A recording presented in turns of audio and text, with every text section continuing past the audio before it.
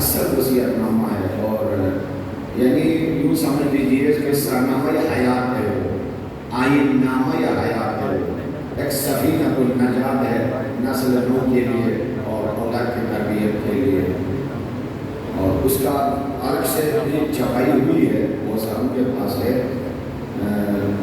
اگر میسر آ جائے تو گھر میں رکھ لیجیے کا مطلب یہ ہے کہ زینت آپ نہ بنائیے بلکہ زینت زندگی بنائیے۔ مولا فرماتے ہیں آخری قلبک بالموعظہ، اے لخت جگر نور نظر، دل کو وعظ و نصیحت کے ذریعے زندہ رکھ، وَأَمِدْهُ بِالزُّهَادِ، اور دل کو مار ڈالو زہد و تقویٰ کا سبق سکھا کے، وَقَوِّهِ بِالْيَقِينِ، یقین کے ذریعے دل کو طاقت دو، وَنَوِّرْهُ بِالْحِکْمَةِ، اور حکمت کے ذریعے دل کو روشنی عطا کرو، وَبَصِّرْهُ بِفَجَائِعِ الدُّنْيَا، بدلتی ہوئی دنیا اور حادثات سے پر دنیا کا سبق دے کر دل کو بینائی اور روشنی عطا کرو، وَذَلِّلْهُ بِذِکْرِ الْمَوْتِ، موت کی یاد دلا کر دل کو نہ روکو۔ یہاں پر دیکھیے فصیح و فصاحت و بلاغت کے سمندر ہیں، امام الفصاحہ ہے، یہاں دل کے حالات بھی بتائیں اور اسباب بھی بتائے ہیں ساتھ ساتھ، کہ کیا کیا حالات دل کے اوپر آتے ہیں اور اس کے اسباب کیا ہے۔ آخری دل کی زندگی وعظ و نصیحت کے ذریعے سبب ہو، دل کو مار ڈالو، گویا یوں سمجھ لو دل مر گیا ہے، زہد و تقویٰ کے ذریعے یہ سبب ہو گئے۔ قوی دل کی طاقت یقین کے ذریعے، ذلیل ہو دل کو نرم کر دو ذکر موت کے ذریعے، بصیر ہو بفجائع الدنیا، فجیعہ کہتے ہیں اچانک آنے والا حادثہ، طوفان ہو، زلزلہ ہو، ایکسیڈنٹ ہو، موت ناگہانی، اس کے ذریعے دل کو بتاؤ، یقین دلاؤ کہ دنیا یہی ہے اور تیرے پیچھے بھی یہی حادثات آنے والی ہیں۔ تو یہ بتایا، اور پہلے جملے کو کھول دیتا ہوں کہ قوی احی قلبک بالموعظہ، دل کو زندہ رکھو وعظ و نصیحت کے ذریعے۔ وعظ و نصیحت کیا ہوتی ہے؟ تقریر اور وعظ میں کیا فرق ہے؟ خطبہ جمعہ وعظ ہے، باقی عشر مجلس منبر پہ یعنی تقریر ہے، زیادہ تر تقریر ہے، یہاں بھی وعظ اگر ہو تو بہت اچھا ہے لیکن آپ کو کم میسر آتا ہے۔ تقریر کی مثال پیش کرتا ہوں کہ مولا کائنات نے جنگ خیبر میں باب خیبر کو ایسا اکھاڑا کہ اوپر فرشتے بھی ابھی کہنے لگے یہ دوبارہ آ جائے تو ہم نیچے نہیں چھوڑیں گے، اور کئی ہزار لوگ اس کو اٹھا نہیں سکتے تھے، ایک پولیس اٹھائے نعرہ حیدری، یہ تقریر ہے۔ وعظ و نصیحت کیا ہے کہ آپ ادھر آئے، یہ سر پہ ہاتھ رکھا بیٹے کے ساتھ، جیسا حضرت لقمان کرتے تھے، جیسا حضرت یعقوب کیا کرتے تھے، جیسا حضرت ابراہیم بیٹے کہ نماز زینت زندگی ہے، نماز حیات ہے، نماز نور ہے، بیٹا علم روشنی ہے، بیٹا جیسا کرو گے ایسے ہی مرو گے، بیٹا اپنے آخرت کے لیے زیادہ راہ آپ کو یہاں سے لے کے جائے۔ ہاں یہ واز ہے، کیا وہ آواز جو دل سے نکل جائے دل میں اتر جائے، یہ واز ہے۔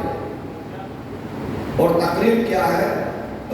مقرر کی زبان کی بلندی سے گنگرج کی آوازیں نکل کر آپ کی سماعتوں کے بلندی سے ٹکرا کر کہیں گم ہو جائے، یہ تقریر جو ہے۔ لیکن واز دل کی خلوص کی وہ خوشبو جو کسی بیمار کو شفایاب کرتے،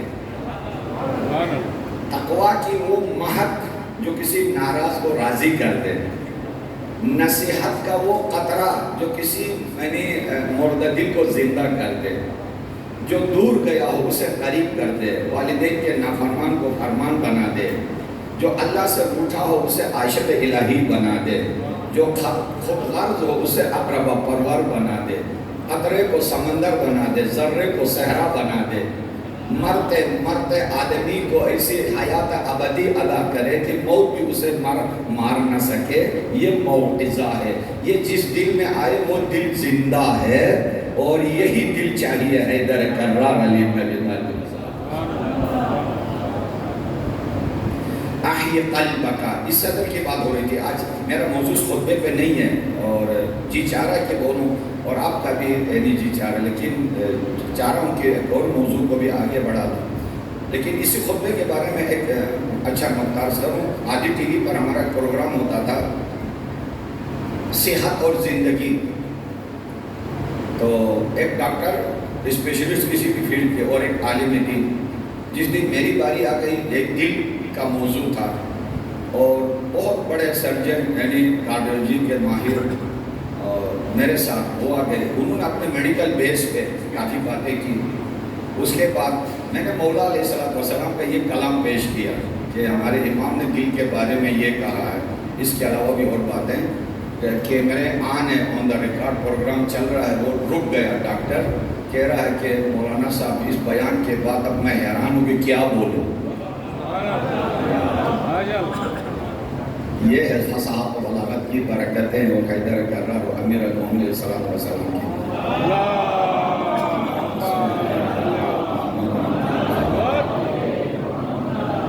آخری جملے کو بھی ذرا چونکہ نوجوان دوست سے آتا ہے اور وقت کی ضرورت بھی ہے۔ وَذَلِّلُهُ بِذِكْرِ الْمَوْتِ، موت کی یاد دلا کر دل کو نرم کیا کر۔ نرم نہ ہو تو کیا نقصان ہوگا، اور نرم ہو تو کیا فائدہ ہوگا۔ دنیا جہاں کی فتنے، تباہی، بربادی، بغض، حسد، ظلم، گناہ اس سخت دل کی وجہ سے، اور تمام جتنی بھی اچھائیاں ہیں وہ نرم دل کی وجہ سے۔ آپ کی خواہشیں نہیں ہیں دعائیں قبول ہو جائیں، ہاں فرمایا دعائیں اس وقت قبول ہوتی ہے جب آنسو گرے چشم نم کے ساتھ اور دل پر غم کے ساتھ اور عشق کے ترنم کے ساتھ جو صدا نکلتی ہے وہ قبول ہو جاتی ہے، اور ان کی آنسو گرتی ہے جن کا دل نرم ہوتا ہے، اور دل ان کا نرم ہوتا ہے جو موت کو یاد کرتا ہے۔ کہیں کوئی جنازہ نکلے اور کوئی فوتگی ہو جائے تو اس دن آپ کی حالت کچھ اور ہوگی۔ کوئی آدمی ایکسیڈنٹ ہوتا ہے، ہاسپٹل اور شادی حال میں آپ کی دماغی کیفیت میں فرق آتا نہیں آتا ہے۔ یہی ہے دل کو نرم کرنا۔ جنازہ آپ نے اٹھایا ہوا ہے، قبر میں کسی کو اتارا ہوا ہے۔ میں اپنے علاقے میں یہی کرتا ہوں، کافی 2-3 سالوں سے، کافی عرصے سے۔ جنازے کو جب نیچے اتارا جاتا ہے تو میں کھڑا ہو جاتا ہوں۔ مجمع ہے سارے جوانوں کا، اے عزیزان من، اے میرے جوانوں، میرے دوستوں، صرف اسی کو نہیں اتارا گیا ہے، ہم نے بھی یہیں پہ اتارنا ہے۔ سب سے پہلا سوال اس قبر میں اسی سے ہوگا جو ظالم ہو، جو بے نمازی ہو، جو گھر میں بد اخلاقی سے پیش آتا ہو، بد اخلاق ہو، بد سلوک ہو، بد زبان ہو۔ قبر کا سب سے پہلا سوال ہو، پہلا عذاب یہیں سے شروع ہوتا ہے۔ اور نجاست و پاکیت کا خیال نہ رکھنے والا، بچے کو بستر پر سلایا ہے، بچے تو پاک نہیں ہوتے ہیں، گرمی کا موسم ہے تو پسینے سے یعنی بستر جو ہے تر ہو گیا، اسی میں جا کے آپ بھی آرام کریں، اسی میں جا کے نماز پڑھیں، مکس سے ہر چیز۔ اور کل شاید ذکر کیا میں نے نہیں کہ ٹینکی میں پانی کم ہے اور آپ کے اوپر غسل واجب ہے، کپڑے بھی نجیس ہے، اندر جا کے کیسے پاک ہو جاؤ گے، بہت ساری مشکلات ہیں۔ تو یہاں پہ نرم دل، ہاں موت کو یاد کرنے سے ساری چیزیں حل ہو جاتی ہیں۔ نرم دل اگر ہو تو قطع صلہ رحمی نہیں کرتا، سخت دل والا اپنے ماں باپ کے سامنے بھی نہیں جھکتا۔ نرم دل والا کبھی بھی ہاتھ دعا کے لیے اٹھانے سے کبھی تھکتا نہیں ہے، اور سخت دل والا کبھی کبھار اسے یاد آتا ہے کہ کوئی دعا بھی مانگنی ہے، کوئی خدا بھی ہے، کوئی فریاد بھی ہے۔ نرم دل والا اگر پاؤں تلے چونٹی بھی آئے تو چیخ کے فریاد کرتا ہے۔ سخت دل والے کے سامنے کسی انسان کو بھی ذبح کیا جائے اور بھوک سے مر جائے اسے کوئی پرواہ نہیں ہوتا ہے۔ یہ ساری چیزیں موت کو یاد کرنے سے. دیکھیے طبیب الحکیم نے، طبیب القلوب نے کیسا رفت دیا ہے، دل کو نرم کر دو، موت کو یاد دلا کر. جو موت کو فراموش کیے ہوتے ہیں، سخت دل ہوتا ہے، دل سخت ہو تو نہ صلہ رحمی ہے، نہ دعا ہے، نہ فریاد ہے، نہ مناجات ہے، نہ توبہ ہے. ایک ہی ذریعہ بتایا، موت کو یاد کرو. یہ ساری برکتوں کا دروازہ آپ کے حیات کے سامنے، زندگی کے سامنے کھل جائیں گے انشاءاللہ. صلوات پڑھ لیجیے بلند آواز سے.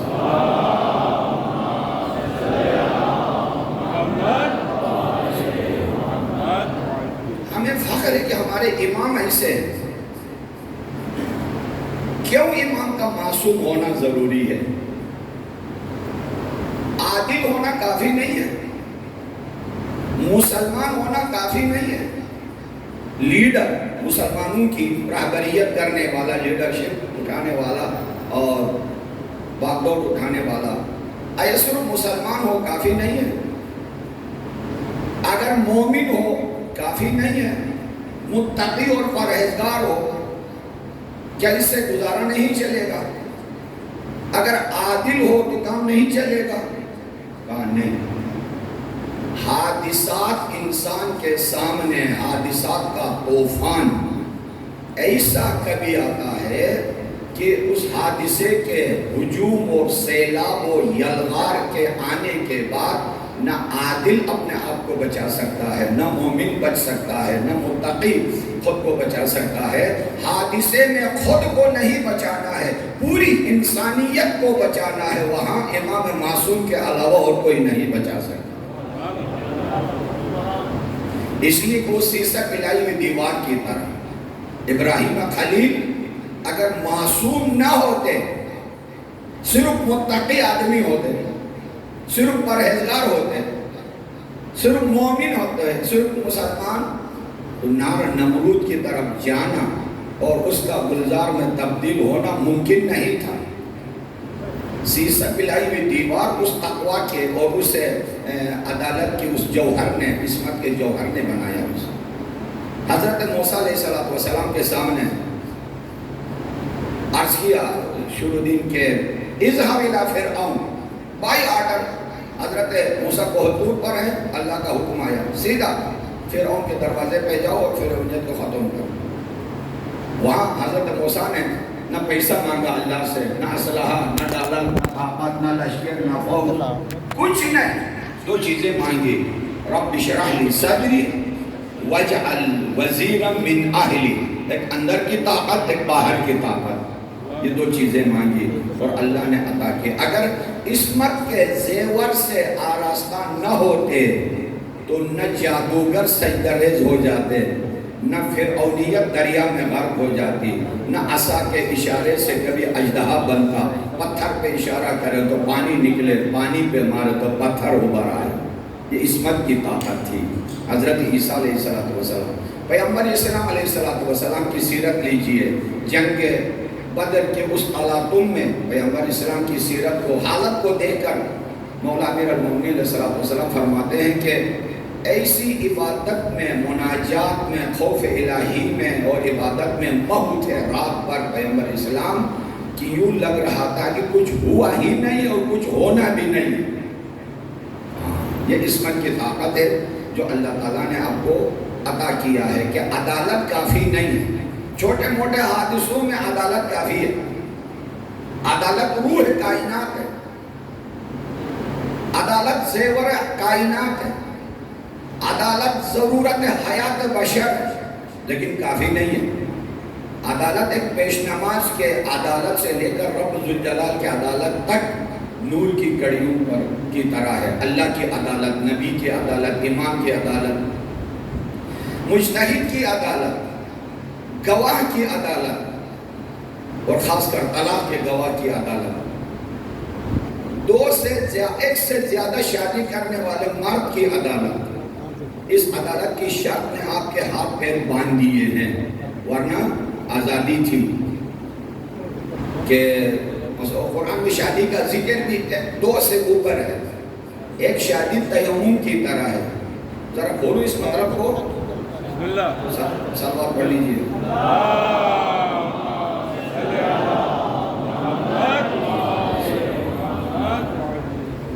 قرآن مجید کہ جب تم نماز پڑھنے اٹھو تو پانی سے وضو کرو اور ہاتھ منہ دھو لو اور نماز پڑھو.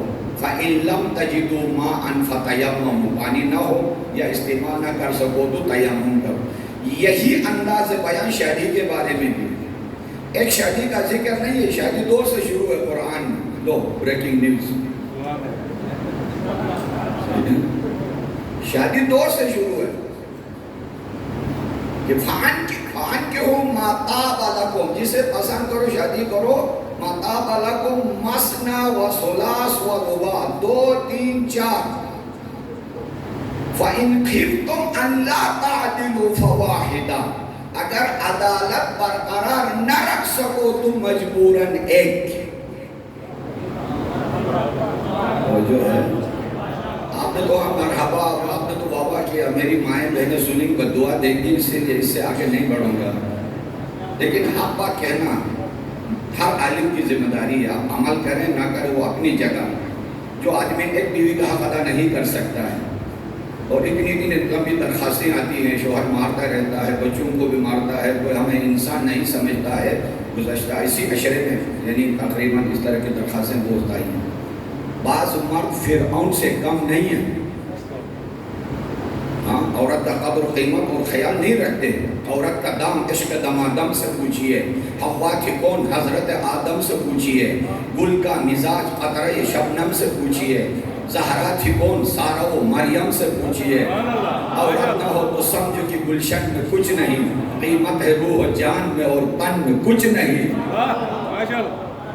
یہ اچھی عورتوں کے لیے. ایک دوسرا ہے کہ وہ اس کا ہدف آپ کے ذہن میں ہے, لیکن میں شعر پڑھوں گا. ہیلا بھی کبھی کرتی ہے خلق خدا کے ساتھ, ابلیس بن کے لڑتی ہے پھر اولیاء کے ساتھ. اونچ نیچ ہے. تو سوال پڑھ لیجیے بلند آواز سے.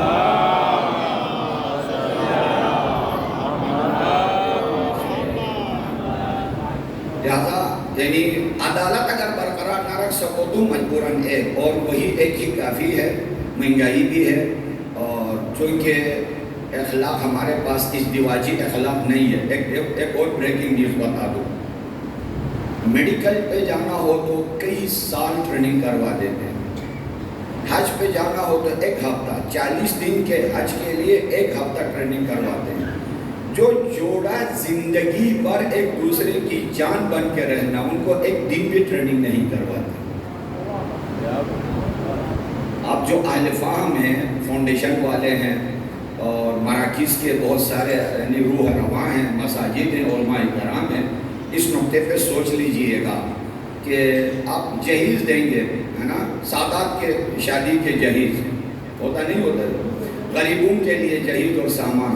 جب یہ کر سکتے ہو تو علماء کرام کو بلا کر, ہے نا, یعنی حقوق زوجیت, شادی کی اہمیت اور اچھی بیوی, اچھا لڑکا, اچھی اولاد کے اوپر کم از کم 1 ہفتہ نہ ہو تو ایک بڑا کانفرنس ان شادی والوں کو بلائیں. دیکھیں ہماری زندگی میں تبدیلی کیسے نہیں آتی. یہ طلاقوں کے جو ریشو پیدا ہوتے ہیں وہ یہ کہ شادی کروا دیتے ہیں, کسی کو کچھ نہیں پتا رشتہ آسمانی کتنا بڑا ہے. سورہ روم آیت نمبر 19 سے 25-26 تک دیکھیے. وَمِنْ آیَاتِهِ وَمِنْ آیَاتِهِ وَمِنْ آیَاتِهِ وَمِنْ آیَاتِهِ وَمِنْ آیَاتِهِ, اللہ تعالیٰ کی بڑی نشانیوں کو گن کے درمیان میں وَمِنْ آیَاتِهِ أَنْ خَلَقَ لَكُم مِّنْ أَنفُسِكُمْ أَزْوَاجًا, اللہ کی نشانیوں میں سے یہ ہے کہ تمہاری جانوں سے تمہاری جانیں پیدا کی گئی. رشتہ آسمانی دیکھیے, اس کا فلسفہ کیا ہے.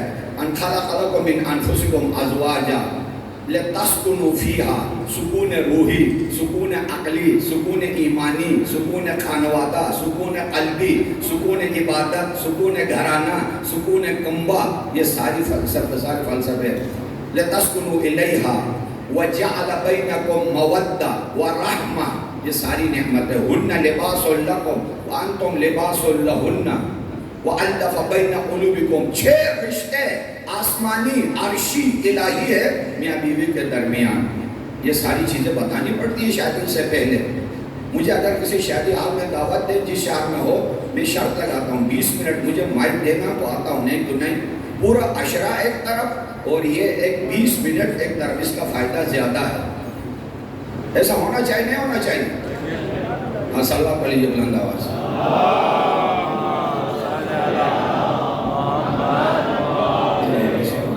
جیسا اچھا رشتہ ہوگا اولاد بھی ایسی اچھی ہوگی، ذریہ طیبہ اللہ آپ کو عطا کرے گا. مثال اس کی شعر میں عرض کروں کہ عظمت زہرا نمایاں قول پیغمبر سے ہے، عظمت زہرا نمایاں قول پیغمبر سے ہے، آیہ تطہیر سے اور سورہ کوثر سے ہے، آیہ تطہیر سے اور سورہ کوثر سے ہے. نسل میں ان کی امامت ہی امامت کیوں نہ ہو کہ بنت پیغمبر کا رشتہ نفس پیغمبر سے ہے. دیکھیے رشتہ دیکھیے اور نتیجہ دیکھیے. جیسا اچھا رشتہ ہوگا ایسا ہی آئندہ جو میری مائیں بہنیں میری بیٹیاں آواز سن رہی ہیں، اگر کسی کے ہاں سے رشتہ آئے تو گاڑی، بیلنس، ڈگری، نوکری نو، وہ اللہ دے گا. یہ روٹی ہے، میں نے کل عرض کیا ہے. آپ اس میں روزی کی شرط لگا دیں. کیا نمازی ہے نا؟ یہ نماز قضا تو نہیں ہوتی ہے اس سے، والدین ناراض تو نہیں ہے، کہیں دودھ میں پانی، پانی میں دودھ تو نہیں ملاتا، کہیں انحرافی نظر تو نہیں رکھتا، کہیں یعنی مثلا رشوت تو نہیں کھاتا ہے، کہیں والدین. ہاں یہ شرط لڑکی کی طرف سے ہونی چاہیے. دیکھیے زندگی بہار ہو جائے گی. لڑکے کی طرف سے بھی یہ شرط ہو کہ قرآن جہیز میں لے کے نہ آئے، سینے میں لے کے آئے. دلہن کے آتے وقت قرآن سر پہ اٹھا کے ڈالا، یہ دل میں اتار کے لے کے آئے. جہیز قرآنی نہیں، حیا قرآنی، وفا قرآنی، ایمان قرآنی، تابعداری قرآنی. یہ شرط لڑکا لگا سکتا ہے. اپنے کزنوں سے بھی ہاتھ نہ ملائے، یہ شرط لگا سکتا ہے. باحیا و باحجاب ہو، ڈگری ضروری نہیں ہے، یہ شرط لڑکا لگا سکتا ہے. لیکن اگر نہ لگائے یہ مشکل ہے اور زندگی درہم برہم ہو جاتی ہے. یہ معمولی باتیں شاید آپ کو لگی، زندگی میں انقلاب لانے والی چیزیں ہیں. سوال پڑھ لیجیے گا بلند آواز سے.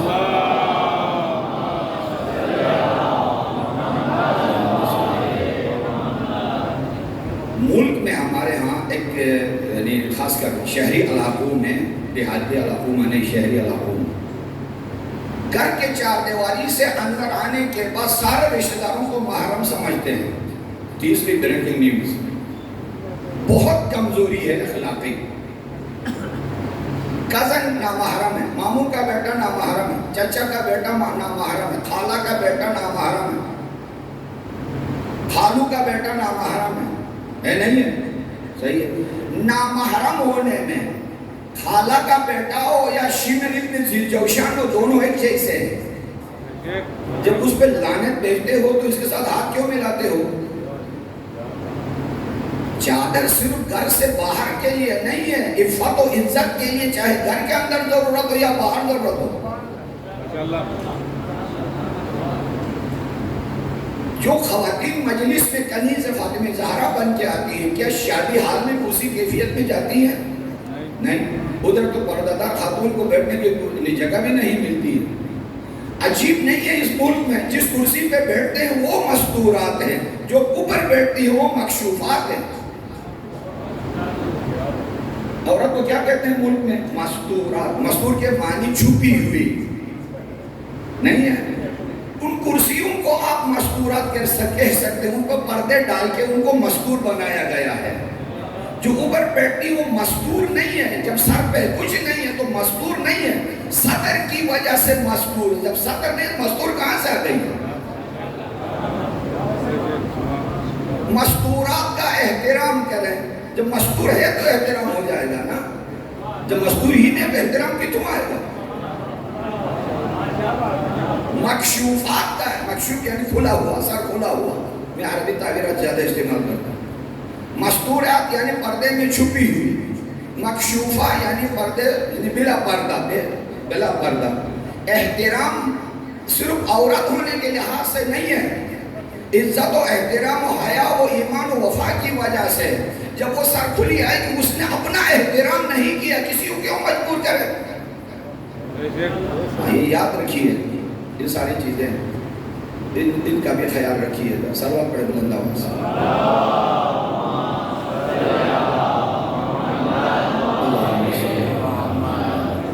یہ ساری برکتیں، یہ فیوضات، یہ معلومات ائمہ معصومین علیہ السلام کی طرف سے ہے.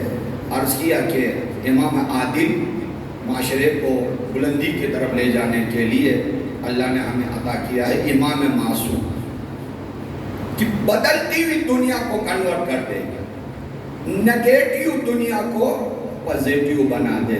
لِتُخْرِجَ النَّاسَ، پوری انسانیت کو نور اور روشنی کی طرف لے کے آئے. وہ کون کر سکتا ہے؟ امام معصوم. اور کسی کی بس کی بات نہیں ہے. جوش مالی آبادی کا شعر آپ کے اذہان میں ہے: یا انان ذہن عالم حق کی جانب موڑ دے، یا حسین ابن علی کا نام لینا چھوڑ. یا انان ذہن عالم حق کی جانب موڑ دے، یا حسین ابن علی کا نام لینا چھوڑ. مسلمانوں کے ہاں لیڈر کی کمزوری اتنی کمزوری ہے کہ کسی معمولی پیش نماز کے لیے جتنے شرائط ہیں اس سے بھی گئے گزرے. اللہ تعالیٰ نے انسان کے دو گروہ بنائے ہیں، بلندی کی طرف جانے والا اور پستی کی طرف آنے والا. دنا فتدل فکان قاب قوسین، یہ بھی انسان.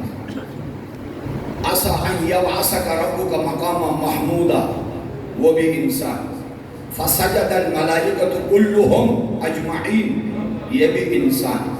الرحمن علم القرآن خلق الانسان، یہ بھی انسان. اللہ کا ڈائریکٹ شاگرد. لقد کرمنا بنی آدم، تاج شرافت جس نے پہنا مخلوقات پر، یہ بھی انسان. دوسرے سائڈ پر مثلهم کمثل الحمار، ان کی مثال گدھے کی طرف. دیکھیے صفر سے آسمان کی طرف جانے والا یہ ایک انسان. بہت توجہ چاہوں گا، گفتگو نئے موڈ میں داخل ہو گئی ہے. صفر سے آسمان کی طرف جانے والا یہ بھی انسان. مثلهم کمثل الحمار، ان کی مثال گدھے کی طرح. مثلهم کمثل الکلب، ان کی مثال کتے کی طرح ہے. ظلوما جہولا، ظالم ترین مخلوق انسان، جاہل ترین مخلوق انسان آیات الہی کی روشنی میں. منوعا، بخیل انسان. عجوزا، بے صبر انسان. پروردگار تیرا اعلان ہے انی جاعل فی الارض خلیفہ، جب کہا ہے کہ میں وہ زمین میں خلیفہ بھیجنا چاہتا ہوں، اس گروہ میں تیرا خلیفہ آئے گا جو جبرائیل سے اوپر ہو، یا اس گروہ میں جو کتے سے نیچے ہو؟ یہی مکتب تشیع اور غیر تشیع میں جوہری فرق یہی ہے. بنیادی فرق اسی نقطے میں ہے. آپ نے کہا اے اللہ جب آپ نے بھیجنا ہے تو کائنات کا سب سے افضل ترین ہونا چاہیے. مسلمانوں نے کہا بدترین بھی ہو سکتا ہے، کتے سے بدتر، اور کر کے دکھایا. گدھے سے گیا گزرا، کر کے دکھا دیا. کیا چشم دنیا نے کوئی ایسا دن دیکھا ہے جہاں یہ دونوں چہرے آمنے سامنے ہو؟ ہاں، اس جگہ کا نام ہے کربلا، اور اس دن کا نام ہے عاشورہ. جب گفتگو بلندی پہ آئی تو نتیجہ شعر میں کتنا فرق ہے دونوں چہروں میں. یزید نام ہے انسانیت کی پستی کا، حسین نام ہے معراج آدمیت کا.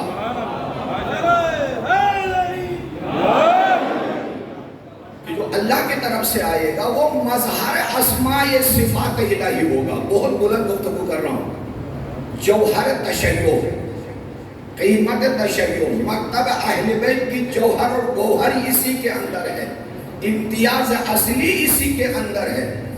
لوگوں نے بدترین انسانوں کو اپنے اوپر مسلط کر کے توہین انسانیت کیا ہے. کتے سے، گدھے سے، حیوان سے گئے گزرے، فاسق و فاجر و ظالموں، جتنی انسانیت کی پستی کی نشانیاں تھیں ان کے اندر موجود تھی. کسی کو خلیفہ بنایا، کسی کو کچھ بنایا، کسی کو آخر تک. یہ توحید اسلام، توحید انسانیت. توہین حقدار انسانیت ہے اسے بدترین انسانوں کو انسانوں کا راہبر بنانا، لیڈر بنانا. اور ادھر آپ کے تفکر مکتب اہل بیت کے مدرسے سے سیکھا ہوا درس آپ کا کیا ہے؟ بدترین نہیں، بہترین ہونا چاہیے. کیوں؟ بھیجنے والے میں اور آنے والے میں صفات میں مشابہت ضروری ہے. بھیجنے والے میں اور آنے والے میں مشابہت، مماثلت، مناسبت ضروری ہے، ورنہ آنے کا فائدہ ہی نہیں ہے. وہ کیا؟ بھیجنے والا علیم، آنے والا مظہر علم الہی. چونکہ خلیفہ مظہر صفات الہی ہے، خلیفہ مظہر اسماء حسنہ الہی ہے، ورنہ خلیفہ نہیں بنتا ہے. اللہ کا بنایا ہوا. بھیجنے والا علیم، آنے والا مظہر علم الہی. بھیجنے والا حکیم، آنے والا مظہر حکمت الہی. بھیجنے والا ہادی، آنے والا مظہر ہدایت الہی. بھیجنے والا قادر، آنے والا مظہر قدرت الہی. بھیجنے والا کریم، آنے والا مظہر کرامت الہی. مشرق و مغرب میں ڈھونڈے، آل محمد کے علاوہ کہیں نہیں ملے گا جس کے اندر یہ ساری صفات موجود ہو. خدا کا ہاتھ، خدا کی زبان ہے، چشم خدا. جبھی تو کھول دیا اپنا گھر علی کے لیے.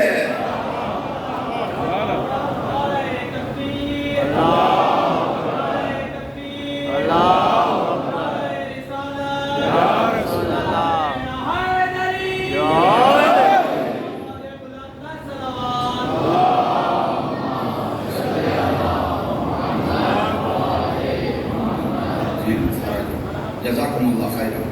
مماثلت اور مناسبت یہی ہے. وہ بہت جوہری اور بہت قیمتی فکر آپ کے حوالہ کر رہا ہوں کہ ادھر آپ نے دیکھا شروع سے بعد از وفات پیغمبر اسلام علیہ السلام سے لے کر آج تک وہی سلسلہ ہے. بدترین، جاہل ترین، کمزور ترین انسانوں کو لا کے ٹائٹل دے کر دوسرے انسانوں کے اوپر مسلط کرنا. اور ادھر مظہر اسماء حسنہ الہی ہو، کائنات میں سب سے افضل ترین ہو، علم میں سب سے اعلیٰ، قدرت میں سب سے اعلیٰ، عزت میں سب سے اعلیٰ اگر ہو تو بس یہی ہو. وہ مظہر اسماء حسنہ ہے. ٹھیک، وہ علیم ہے اور آنے والا علم الہی کا مظہر ہے. تو آئیے مظہریت کیا ہے؟ یا امیر المومنین، لوگوں نے اللہ کی تعریف میں جو تعریف کی ہے وہ خدا بن سکتا ہے، اللہ نہیں بن سکتا. آپ 1000 آدمی ہیں، 10,000 لوگ ہیں، سب سے پوچھوں ہے نا what is the definition of your God؟ آپ کا کچھ اور ہوگا، وہ کچھ اور کہے گا، وہ کچھ اور کہے گا. 10,000 کا مجمع ہو، اللہ کی تعریف کرو تو 10,000 تعریفیں ہو جائیں گی. تو توحید کتنے گئی؟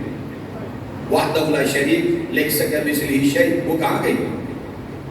اس مشکل کو حل کرنا ہے تو درا اہل بیت پہ آئے. فرماتے ہیں لا یعلم من ہوا الا ہو. ذات وحدہ لا شریک کو خود اس کی ذات کے علاوہ اور کوئی نہیں سمجھ سکتا ہے، یا وہ سمجھے گا جسے وہ علم عطا کرے. مولا بتا جس کا تو ولی ہے وہ تیرا رب کیسا ہے؟ فرمایا میرا رب وہ ہے جو بناتا ہر شئی ہے ہاتھ کے بغیر، بولتا ہر بات ہے زبان کے بغیر، سنتا ہر بات ہے کان کے بغیر، کہتا ہر بات ہے زبان کے بغیر، بناتا ہر شئی ہے ہاتھ کے بغیر، دیکھتا ہر شئی ہے آنکھ کے بغیر، ہر شئی کے ساتھ ہے مکس و مرکب نہیں، ہر شئی سے دور ہے جدا نہیں، ہر شئی سے اوپر ہے ظالم نہیں، ہر فیصلہ کر لیتا ہے پہلے سے سوچ کے نہیں. وہ اتنا بلند ہے کہ اس کی بلندی نے مجھے اس سے دور نہیں کیا. میں ٹھہر کے داغ لیتے ہوئے آگے جانے کی عادت بھی نہیں ہے، ٹائم بھی نہیں ہے، صحیح ہے، لیکن آپ کی سماحتوں کی طرح محتاج ہوں. وہ ایسا اللہ کہ اتنا بلند کہ اس کی بلندی مجھے اس سے جدا نہ کرے، اور اتنا قریب کہ اس کی کی قربت مجھے اس جیسا نہ بنا دے، اتنا قریب مجھے اس جیسا نہ بنا دے۔ گھر میں میرا سرپرست بھی ہے، سفر میں میرا ہم سفر بھی ہے، نہ سر کے آنکھوں سے نظر آتا ہے، نہ دل کے آنکھوں سے جدا ہوتا ہے۔ یہ ہمارا ولی ہے، یہ مظہر علم الہی ہے۔ افلاک پہ پہنچا ہے بشر علم کے پیچھے، افلاک پہ پہنچا ہے بشر علم کے پیچھے، کھٹکایا بھی ہے اس نے کبھی علم کا در بھی۔ اسی لیے اللہ تعالیٰ نے سنبھال کے اپنے گھر سے اس ہیرا اور اس موتی کو اپنے گھر سے نو انسانی کا حوالہ کیا۔ کعبے کی طرف فاطمہ بنت اسد آئی، جب آ گئی کعبے میں تو حق کی مدد آئی۔ جب آ گئی، تیسرے مصرے پہ غور کیجئے، جب آ گئی کعبے میں تو حق کی مدد آئی، وہ لم یلد کے لطف سے لینے ولد آئی۔ کعبے کی طرف فاطمہ بنت اسد آئی، کعبے کی طرف فاطمہ بنت اسد آئی، جب آ گئی کعبے میں تو حق کی مدد آئی، وہ لم یلد کے لطف سے لینے ولد آئی، اور گھر کی طرف لے کے گلے سر سبد آئی۔ آخری مصرے پہ غور، اور گھر کی طرف لے کے گلے سر سبد آئی۔ سورج ہے نبی، چاند کی تصویر علی ہے، قرآن محمد ہے تو تفسیر علی ہے۔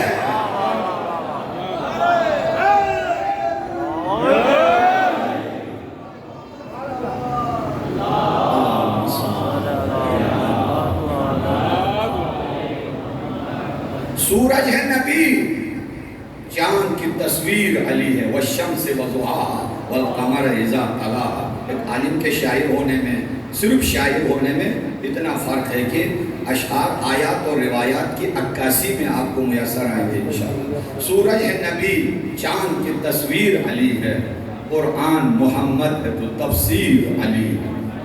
یہ ہو گئی آپ کی توحید۔ دوستوں کے ہاں جاتے ہیں، ایک نے کہا کہ اللہ جسم و جسمانیت رکھتا ہے، ایک نے کہا شب جمعہ اللہ نیچے آتا ہے اور وہ بھی گدھے پہ سوار ہو کے آتا ہے۔ بعض لوگوں نے رات کو شب جمعہ چھت پہ مکئی، چنے، گندم یعنی اناج رکھتے تھے۔ اللہ جس گدھے پہ سوار ہو کے آئے گا تو اس کا گدھا اناج کھانے میں مصروف ہوگا اور اللہ تعالیٰ اعلان کرنے میں مصروف ہوں گے، حل من تائب یتوب الی وحل من مستغفر یستغفر فانا مستغفر۔ اللہ اعلان کرے گا، ہے کوئی توبہ کرنے والا، ہے کوئی، تو اللہ کو تو اعلان میں ٹائم لگ جائے گا، اپنے گدھے کو چارہ نہیں کھلا سکیں گے۔ اس لیے ہم چھت پہ اناج رکھتے ہیں تاکہ اللہ جب اپنے مصروفیات میں لگے گا تو اس کا گدھا بھوکا نہ ہو۔ یہ توحید ہے، یہ اسلام ہے، یہ ایمان ہے، یہ انسانیت ہے۔ جس نے یہ کہا ہے وہ اس اللہ کے گدھے سے بھی گیا گزرا ہے۔ اللہ کا تو گدھا نہیں ہے، اللہ کا تو کوئی گدھا نہیں ہے، لیکن توحید کو اتنا ڈاؤن کرنے والا وہ خود گدھا ہو سکتا ہے، اللہ کے پاس تو نہیں ہے۔ ایک نے کہا اللہ کی جسم و جسمانیت کا میں بتا سکتا ہوں، حتیٰ یہ بھی بتا سکتا ہوں کہ اللہ کی داڑھی کتنی لمبی ہے، حتیٰ سینے سے لگا سکتے ہیں، اللہ کو ملاقات ہو سکتی ہے۔ کیا سے کیا، میرے نوشتہ جات میں نے کافی وقت لگایا، ایڈریس بھی دے دوں گا، موتی جعفر صاحب کی سیرت امیر المومنین، توحید امیر المومنین، بہت مفصل چیپٹر ہے، میں نے وہاں سے لکھا ہے اور آپ بھی وہاں سے مطالعہ کر سکتے ہیں کہ لوگوں کی توحید کیسی ہے اور آل محمد کی توحید کیسی ہے۔ لطف آئے گا آپ کو، چوڑے ہو جائیں گے ایمان کے لحاظ سے کہ کیسے ہستیاں اللہ تعالیٰ نے ہمیں عطا کی۔ اگرچہ وہ اور بات ہے کہ جب پاکستان کے توحید کے اوپر ہم آتے ہیں تو دوبارہ دل ڈوب جاتا ہے، دل ہل جاتا ہے۔ وہ زندگی امیر المومنین کی اس توحید میں لگ جائے اور ادھر کہیں علی خالق، علی رب قضا، اور یہ باتیں الحمدللہ آپ علماء کرام سے سنتے رہتے ہیں، اور اس عظیم الشان مرکز میں بھی الحمدللہ ہمیں خوشی ہے، واجب الاحترام علماء کرام، سادات، طلاب عظیم کے سربراہی میں یہ فرش عطا اور خدمت وغیرہ جاری ہے۔ اللہ نیچے آتا ہے، اللہ ملاقات کر لیتا ہے، میں ایک بلندی کی طرف آپ کو لے جانے کے لیے اور ان سوالات کے ذریعے آپ کے سوالات کا حل چلا کے آپ کے دل کے زمین کو نرم کرنا چاہتا ہوں، تاکہ توحید کے بیج بونا چاہتا ہوں مولا کائنات کے خزینے سے۔ اور جو ہے اللہ جسم و جسمانیت رکھتا ہے، اللہ ہاتھ رکھتا ہے ہماری طرح، اللہ کی نظریں ہماری طرح، اللہ چلتا پھرتا ہے ہماری طرح، بولتا بھی ہماری طرح۔ یہ مسلمانوں کی توحید ہے۔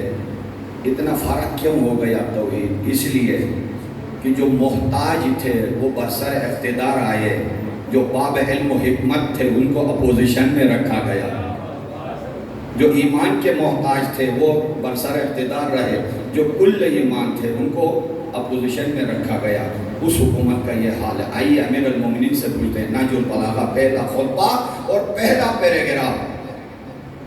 مسلمانوں کی توحید کی کمزوریوں کو نظر میں رکھیے گا اور آئیے در اہل بیت پر اپنے تفکرات کے گھٹنے ٹیک دیجئے گا اور سفینہ فکر کو بحر توحید امیر المومنین میں غوطہ کرنے کی تیاری کیجئے گا۔ فرمایا بسم اللہ الرحمن الرحیم، اول الدین معرفتہ وکمال معرفتہ تصدیقہ وکمال تصدیقہ توحیدہ وکمال توحیدہ الاخلاص لہ وکمال الاخلاص نفی الصفات عنہ لشہادت کل صفت انہ غیر موصوف وشہادت کل موصوف انہ غیر صفہ فمن وصفہ فقد قرنہ ومن قرنہ فقد سناہ ومن سناہ فقد جزاہ ومن جزاہ فقد جہلہ ومن جہلہ فقد اشار الیہ ومن اشار الیہ فقد حدہ ومن حدہ فقد عدہ۔ سبا کو لیجئے بلند آواز۔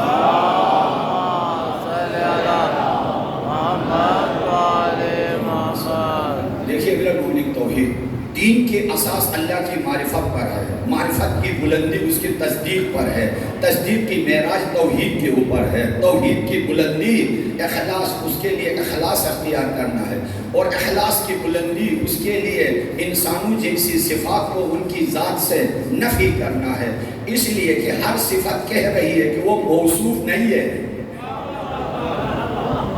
ہر صفت نے کہا کہ میں موصوف نہیں ہوں، ہر موصوف نے کہا کہ میں صفت نہیں ہوں، محتاج صفت ہوں۔ پس جس نے اللہ کے لیے صفات ثابت کیا اس نے دوئی کا اختیار کیا، یعنی دو اللہ قرار دیے، سنہ تسنیہ، اور جس نے تسنیہ بنا دیا فقط جزاہ، اس نے اللہ کے اجزاء بنا دیے، جس نے اللہ کے اجزاء بنا دیے اسے توحید سمجھ میں نہیں آئی۔ جس کو سمجھ میں نہیں آئے گی وہ کہے گا خدا یہ ہے، کبھی وہ ہے، کبھی وہ ہے۔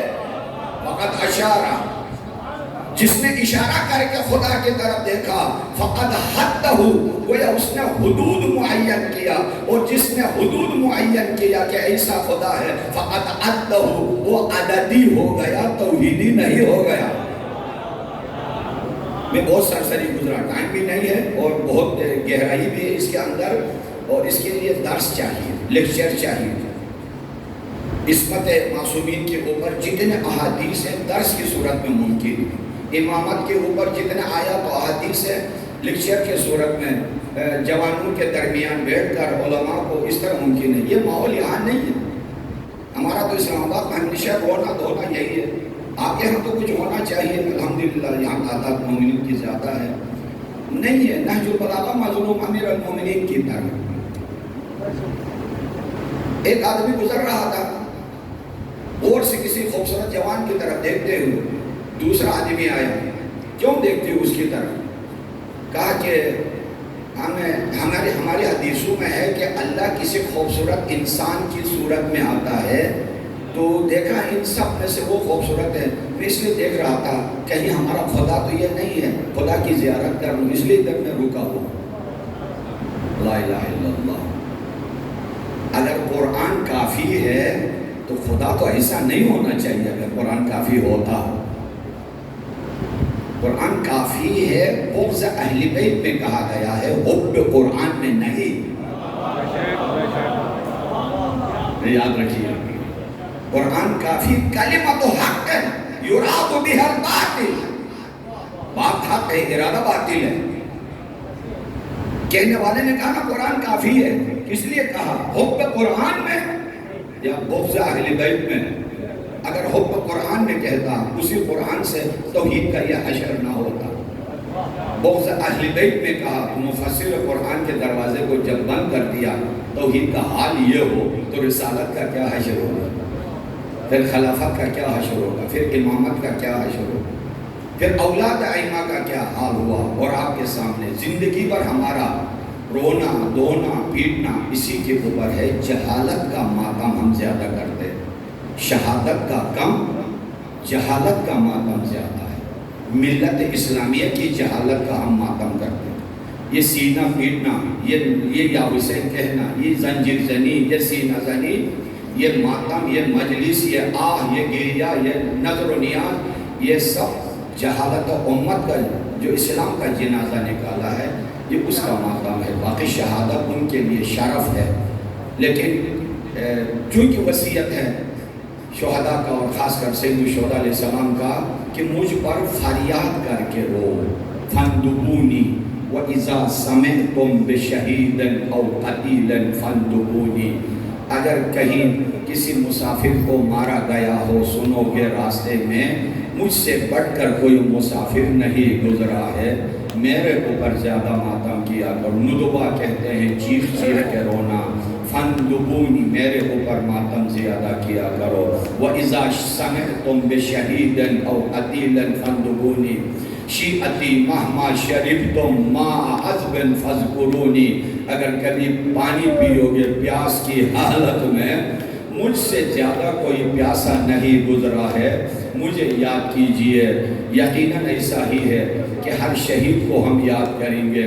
اور یہ کہا فرمایا مولا نے کہ اے میرے شیعو، دور سے مصیبت کی خبر سن کر میرے اوپر ماتم کرنے والوں، اے کاش کربلا میں اگر موجود ہوتے، میں اپنے ششماہ مجاہد کے لیے دشمن سے پانی طلب کرتا رہا اور وہاں سے تیر و تلواروں کی بارش میرے اوپر ہوئی۔ یہ منظر بھی آپ اپنے نظروں سے دیکھ لیتے۔ میں ہاتھ جوڑ کے عرض کروں اے فرزند زہرا، اگر ہم کربلا میں موجود ہوتے صرف اس چشمہ مجاہد کی شہادت ہی نہ دیکھتے، کل زینبیہ سے بہن کا آنا یہ بھی نظر آ جاتا، شبیہ پیغمبر کے سینے میں برچھی لگنا یہ بھی نگاہوں کے سامنے ہو جاتا، بیمار کربلا کا بستر پہ رہنا یہ بھی کربلا کی زمین میں ساری چیزیں نظر آ جاتی۔ کربلا کے مصائب آپ نے پورا مہینہ سننا ہے، 2 مہینہ سننا ہے۔ آئیے سفیر حسین کے ان شہزادوں کا چند مصائب کے جملے میرانیس کے اشعار کے سیلاب میں آپ کے حوالہ کیے دیتا ہوں کہ آپ پرسہ دیجئے گا کہ جب حارث رات کی تاریکی میں گھر آ گیا اور پوچھا گھر والوں نے کہ کیوں دیر سے آ گئے ہو، اس نے اپنا مقصد بتا دیا۔ مسلم کے شہزادوں کو ڈھونڈتے ڈھونڈتے میری یہ حالت ہو گئی ہے۔ ان کی اہلیہ جو مومنہ تھی کہنے لگی ایسا نہ کیجئے، آرام سے سو جائیے۔ سو گیا کھانا کھا کے۔ آدھی رات کو سانپ والے حجرے سے ناآشنا آوازوں کا آنا شروع ہو گیا۔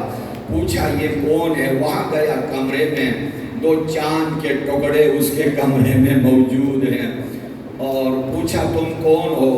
انہوں نے اپنا حسب و نسب بتا دیا، لیکن کس انداز میں آپ کے حوالہ کر دیتا ہوں میرانیس کو۔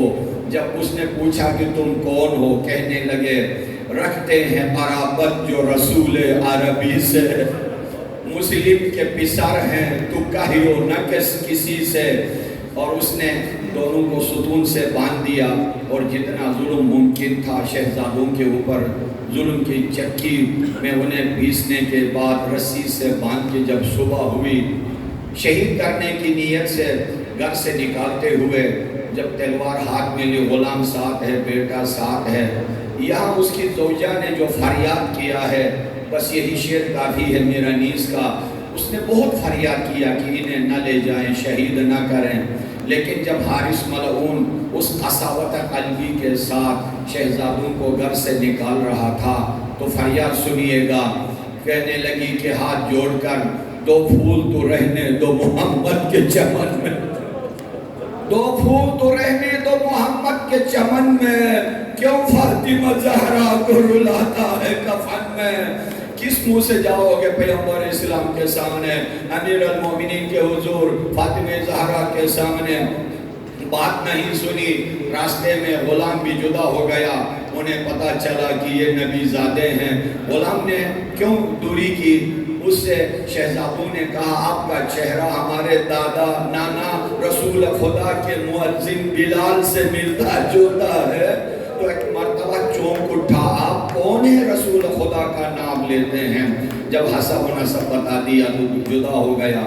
بیٹے نے بھی تلوار پھینک دی، اس کے بعد آگے بڑھ کے تلوار لے کے میدان میں ان کو شہزادوں کو آگے لے کے آیا۔ سب دریا کے کنارے، پہلے کہا ہمیں فروخت کریں جتنا چاہیں آپ کو زر ملے گا، نہیں مانا۔ جب شہادت کا وقت قریب آیا، اس مصیبت کے جملے کے اندر نصیحت بھی ہے۔ عزیزان من، 2 رکعت نماز کی مہلت مانگی، موت سر پہ کھڑی ہے۔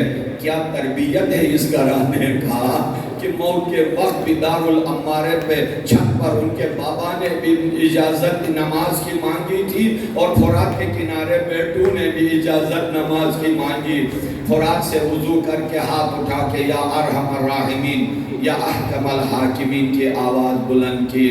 اتنے میں آگے بڑھ گئے، جب تلوار اٹھائی شہید کرنے کے لیے، چھوٹا شہزادہ آگے بڑھا، کہنے لگا میرے سامنے میرے بڑے بھائی کو شہید نہ کرنا، یہ میرے باپ کی طرح ہے، میرا سرپرست ہے، مجھ پہ رحم و کرم کرنے والا ہے۔ لیکن بڑا بھائی آگے بڑھا۔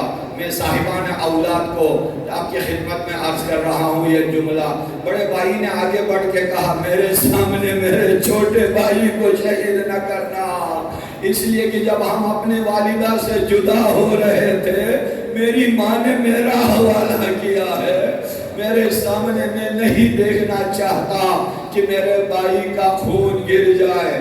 لیکن قاتل آگے بڑھا، ایک شہزادے کو شہید کیا، دوسرے کی نظر بھائی کے خون پہ جب نظر پڑی، انیس نے کہا دیکھا جو بڑے بھائی کا سر دست عدو میں، وہ گر کے تڑپنے لگا بھائی کے لہو میں۔